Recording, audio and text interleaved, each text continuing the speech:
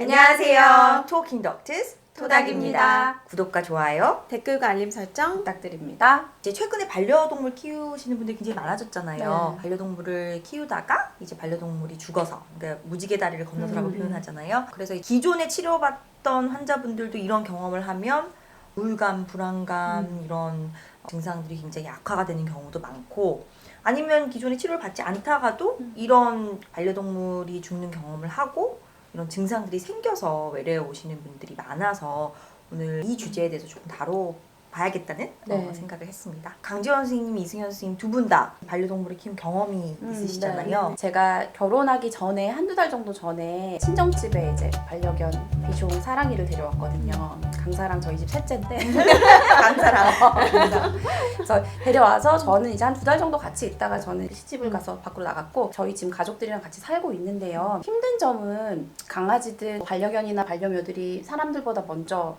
무지개 다리를 건너기 때문에 수명이 짧으니까 이제 그런 거에 대한 불안감, 혹시라도 이 아이가 우리보다 먼저 가면 어떻게 하나라는 그런 불안감이 좀 힘들다고 얘기를 하시더라고요. 그리고 실제로 이승현 선생님은 두 번이나 이제 그런 경험을 하셨잖아요. 저는 이제 반려견 2마리를 먼저 무지개 다리로 이제 보내기는 했었는데 저도 이제 어렸을 때부터 키우던 강아지였어요. 근데 어렸을 때 하도 졸라서 부모님이 분양을 해주셔가지고 처음으로 이제 들어온 저희도 이제 막내였죠. 막내를 키우고 있다가 저희랑 한 20년 정도 같이 살았거든요. 그러니까 강아지 수명으로는 그래도 꽤 오래 산 경우이기는 한데 이제 키우면서 나이가 먹으면서 이도 빠지고 또 눈도 보이지도 않고 좀 귀도 잘 들리지 않고 이제 늙어가는 과정들을 저희 속에서 이제 보내면서 아 이제 정말 죽음이 다가올 수도 있겠구나라는 거를 어느 정도 좀 생각을 했었던 것 같아요.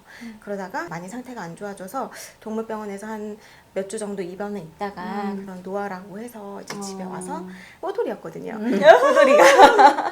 우리 뽀돌이가 있던 자리에서 자연스럽게 가족 보는 앞에서 하늘나라에 가는 거를 봤었어요. 그래서 그때 사실 너무너무 힘들고 너무 먼에서 또 데려왔던 강아지였기 때문에 또 오랜 시간을 가족과 함께 했었던 친구라서 더 굉장히 많이 힘들기는 했었는데 그래도 그 노화되는 과정을 저희가 다 지켜봤고 또 함께 했던 그 시간들, 그러니까 마음의 준비를 할 수 있는 시간들이 좀 있어서 그래도 조금은 빨리 극복을 하고 좀 나올 수 있었던 것 같아요. 강아지의 마지막의 모습들을 보면서 이제 언젠가는 내 곁을 떠날 거라는 마음을 미리부터 이제 느끼면서 조금 마음의 준비를 어느 정도 한 하고는 부분이 있었죠. 그때는 그래도 조금 더 수월하게 이제 그 슬픔을 잘 이겨냈던 것 같은데 두 번째 반려견이 이제 뭉치라는 너무 귀여운 너무 가족들이 진짜 많이 사랑해줬던 강아지가 있었거든요. 근데 그 친구는 이제 패키니지였는데 그 패키니지의 특성상 코가 좀 이렇게 짧은 강아지여서 호흡기 질환이 좀 약하대요. 호흡기 쪽이. 겨울에 이제 산책하고 들어와서 그냥 감기일 거라고 생각을 했었는데 조금 콧물이 심해지고 좀 기침도 많이 하고 해서 동물병원을 데려갔는데 약 먹고 하면은 괜찮을 거예요 해서 그냥 대수롭지 않게 생각했는데 그날 밤에 갑자기 그렇게 가게 됐어요. 그래서 너무 당황스러웠겠다. 네, 너무 당황스럽고 진짜 너무 슬프고 뭉치는 항상 밤마다 이제 돌아가면서 저희 옆에서 이제 자고 그랬었거든요. 지키면서. 네, 지키면서 그렇게 지냈었는데 그날 새벽에 갑자기 막 기침을 하면서 저한테 온 거예요. 그래서 아 우리 뭉치 기침을 이렇게 많이 해서 어떡하나 해서 이렇게 토닥토닥 해주고 있었는데 그러고 나서 이제 살짝 잠들었는데 그러다 갑자기 상황이 안 좋아져가지고 진짜 제 옆에서 그렇게 갔었거든요. 그때는 진짜 너무 힘들었죠. 너무 이제 사랑을 많이 주기도 했었고 준비되지 않은 상황에서 갑자기 그렇게 하늘나라에 간 것도 그렇고 그래서 진짜 밤새도록 엄마랑 엄청 울었어요. 엄마랑 자꾸 손잡고 막 엄청 엉엉 울고 아 우리가 병원에 그냥 좀 더 얘기해서 입원을 시켰으면 얼마나 그럼 살릴 수 있지 않았을까? 내가 잠들지 않았으면 얘를 좀 더 두드려 줄 수 있지 않았을까? 진짜 그 죄책감 증상이 제 환자분 중에 한 분이 강아지를 이제 잃었는데 강아지가 잘 못 먹는 상태에서 너무 못 먹으니까 이제 콧줄을 이제 껴줬는데 아무래도 괴로워하잖아요.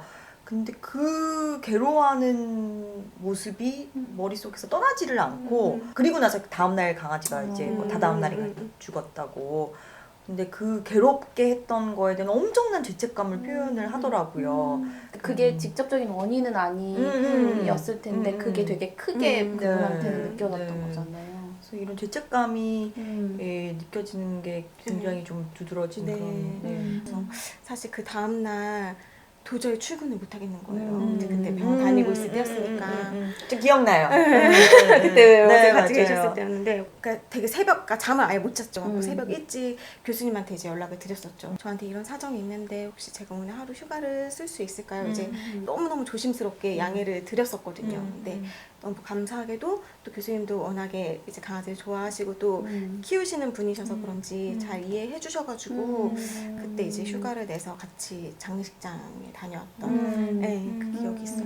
이 반려동물이 그냥 반려동물이 아닌 이제 정말 가족 구성원 같다는 느낌이 뭐냐면 우리가 우리의 감정을 이제 싫잖아요. 그 반려동물한테. 그래서 많은 경우에는 내가 힘들 때 의지하는 대상이 되기도 하고 무슨 이유에든 가족 구성원한테 느껴야 될 어떤 이런 사랑이나 어떤 돌봄이나 이런 유대감을 못 느낄 때 실은 그 대상이 강아지가 되기도 하고 엄마 같은 존재가 되기도 하고 배우자 같은 존재가 되고 자식 같은 존재가 되기도 하고 친구이기도 하고 내 말을 들어줄 수 있는 유일한 존재가 되기도 하고 정말 여러 역할을 할 수 있는 그런 게 있죠. 그렇게 중요한 존재다 보니까 만약에 그 반려동물이 무지개 다리를 건넜다고 했을 때 정말 나한테 소중한 어떤 사람의 의미 이상으로도 맞아요. 느껴질 수 있는 부분이 분명히 있을 것 같아요.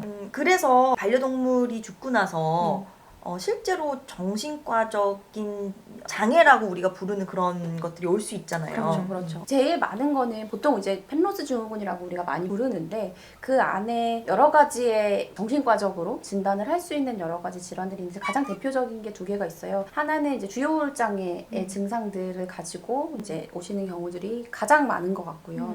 그리고 두 번째로는 이제 외상후 스트레스 장애. 이렇게 두 가지의 질환군으로 진단을 이제 받는 경우가 가장 많고, 그러니까 주요우울 장애, 우울증도 그렇고 외상후 스트레스 장애도 그렇고 이제 큰 스트레스 요소가 있은 후에 생기는 경우가 많잖아요. 근데 이렇게 나한테 중요한 의미를 갖고 있는 반려동물이 죽는 것은 실은 굉장히 큰 스트레스 요소고 그리고 옛날에는 DSM-4에서는 애도를 분리시켰잖아요. 그쵸. 그 네네네. 주요 우울장애랑 애도를 이제 달리 봤는데 이게 DSM-5로 넘어오면서 아니 애도 반응도 증상이 그 그쵸. 우울증에 준하면 우울증이 맞다.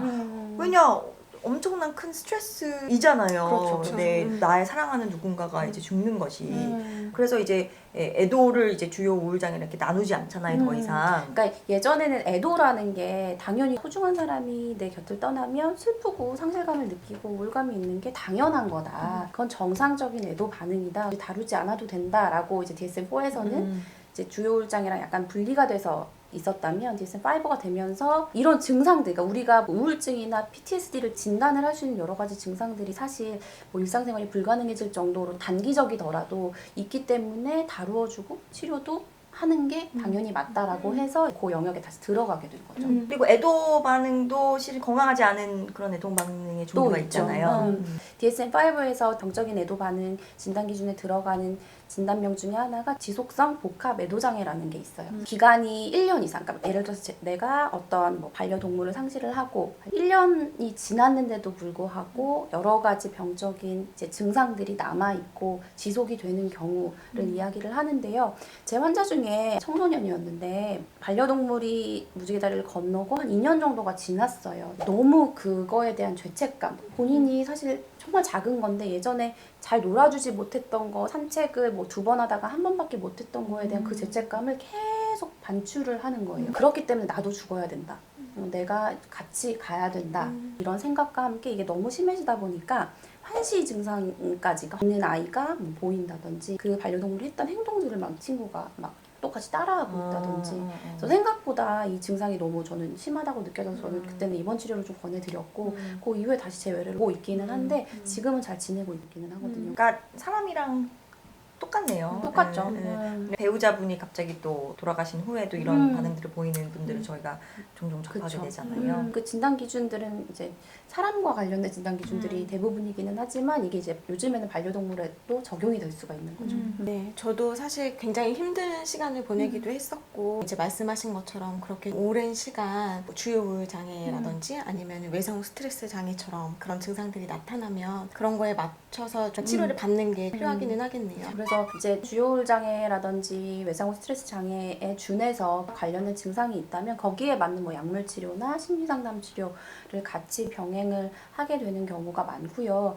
예전에는 굳이 정상적인 뇌도 반응이 치료의 대상이다라고 여겨지지 않았는데 요즘에는 이런 정상적인 뇌도 반응 중에서도 정말 뭐 내가 경미하다고 하더라도 뭐 심리 상담이라든지 내가 이걸 겪어가는 과정을 같이 이렇게 다루어보고 나누어보고 하는 경우도 많아요. 그러니까 뭐 당연히 우리가 정신건강의학과 진단을 내릴 만큼의 증상이 있으면 그건 당연히 치료로 이어져야 되는 건 맞고, 그렇지 않다고 하더라도 나한테 소중한 반려동물이 이제 무지개 다리를 건넜을 때 내가 느끼는 상실감과 고통을 이거는 너무 여러 사람들이 느끼고 있는 것이고 이거를 표현하는데 내가 이렇게 남의 눈치를 볼 게 없고 이건 당당하게 그렇죠. 내가 힘든 거를 표현할 수 있는 부분이고, 이 감정들에 대해서 또 나누고 표현을 해야지만 극복을 할 수 있다는 점, 그렇죠. 그게 중요할 것 같고, 네. 또 주위에서도 이제 반려동물을 키우지 않는 분들 중에서는 상대방이 힘들 때 많이 그렇게 얘기를 한다고 하더라고요. 아니 강아지 고양이가 죽은 것 같고 왜 그래? 너 너무 오버하는 거 아니야? 정말 그런 얘기는 이제 당사자한테는 너무 상처가 될 수 있기 때문에 그때 피하실 것을 권유드립니다. 네. 선생님은 그러면 어떻게 극복을 하셨어요? 솔직히 처음에는 잘 실감이 나지 않았었어요. 그러니까 장례를 치르고 왔는데도 크게 실감이 나지는 않았었고, 그러다가 이제 문득문득 그냥 그 빈자리가 느껴질 때가 있잖아요. 그렇죠. 내가 들어왔는데 아무도 안 나오네.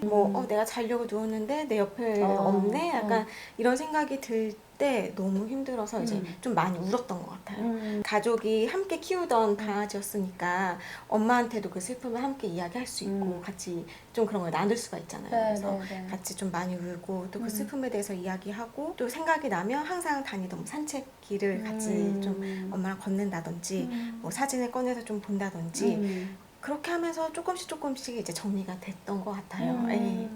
맞아요. 그래서 극복하는 방법 중에 아까 선생님이 얘기하셨던 주변 사람들과 이런 나의 감정을 공유를 하고 지지를 받고 있구나라는 걸 느끼는 것도 되게 중요하고요. 그리고 충분히 슬퍼할 시간을 갖고 애도의 시간을 꼭 가져야 된다라고 말씀을 드리거든요. 그러니까 이런 감정들을 충분히 다루고 그 애도의 시간을 같이 공유하고 하는 게 필요하다고 해서 선생님이 얘기하신 것처럼 뭐 요즘에는 장례도 많이 치르고 기념비 만들거나 뭐 추모 그 의식을 뭐 이렇게 하거나 이런 것들이 되게 잘 되어 있다고 맞아요. 하더라고요. 그래서 그런 시간들을 가져보는 것도 저는 도움이 되실 수 있을 것 같아요. 그런데 어떤 경우에는 기존에 키우던 반려동물이 이제 죽고 나서 바로 다른 반려동물을 키우는 경우도 제가 이제 들어본 적이 네. 있는데 네. 혹시 뽀돌이랑 뭉치도 그런 상황이었어요? 아니요. 뽀돌이랑 뭉치는 좀 이렇게 키우던 시기가 겹쳤었어요. 그래서 뽀돌이를 키우고 있을 때 뭉치가 이제 오게 돼서 그때는 이제 같이 자연스럽게 키웠었고, 이제 뭉치가 가고 난 다음에는 저도 이제 막 힘들어하는 모습을 보고 다른 사람들은 그냥 한 마리 더 입양해서 키우면 되잖아 이렇게 이야기를 하더라고요. 네, 사실 그거는 진짜 가슴에 못을 박는 이야기잖아요. 맞아요. 그러다가 그 다음에 지금은 이제 친정 부모님께서 또 한 마리를 이제 새로 키우고 네네네. 계세요. 예. 맞아요. 그래서 일반화할 수는 없겠지만 보통은 새로운 반려동물로 예전의 반려동물의 죽음을 극복하려고 하는 것은 크게 도움이 되지 않는다고 알려져 있어요. 그냥 뭐 내가 다른 반려동물을 데려서 대체할 수 있다. 그냥 죽음은 아무것도 아니다라는 인식을 가지게 될 수도 있고, 그리고 오히려 이런 떠난 반려동물에 대한 그리움 같은 걸 더 증폭시킬 수가 있다고 해요. 그래서 반려동물을 보내고 나서 그 이별의 시간을 충분히 갖고 내가 이런 애도 반응에 대한 감정에 대한 것도 많이 다루어 보고 충분하게 다 극복이 됐다고 생각이 될 때 새로운 반려동물을 데리고 오시는 게 좋을 것 같아요. 사람도 마찬가지잖아요. 예를 들어서 뭐 배우자가 갑작스럽게 세상을 떠났는데 그 배우자와 관련된 여러 가지 복잡한 감정들이 해소가 되지 않은 채 단순히 그 빈자리와 외로움을 챙긴다고 바로 다른 사람을 만나서 뭐 연애를 하든 결혼을 한다는 게 과연 그게 건강한 방법은 아니잖아요. 그 새로운 관계 안에서도 이렇게 건강하게 그 관계를 지속할 수 없는 부분도 분명히 있을 것 같고, 그렇게 생각하니까 훨씬 더 쉬운 것 같아요. 맞아요. 사람이든 반려동물이든 충분히 그 대상에 대해서 내가 감정적으로 많이 호전이 되고 음. 해소가 되고 소화가 된 상태에서 그렇죠. 실은 또 새로운 대상을 만나는 게 맞을 것 같습니다. 네, 오늘 펜로스 증후군에 대해서 알아봤는데요. 이렇게 이야기를 나눈 것처럼 정말 일상생활을 하는데도 지장이 많이 있고 마음이 너무 힘들고 어렵다 이러면 그런 거를 주저하지 말고 주위 사람들에게 함께 나누고 그 슬픔을 함께 공유할 수 있으면 더 좋을 것 같고, 너무 힘들어서 저 전문가의 도움이 필요하다 싶으면 꼭 병원에 방문하셔서 도움을 받으시면 좋을 것 같습니다. 오늘 토킹은 여기까지. 토닥입니다. 감사합니다.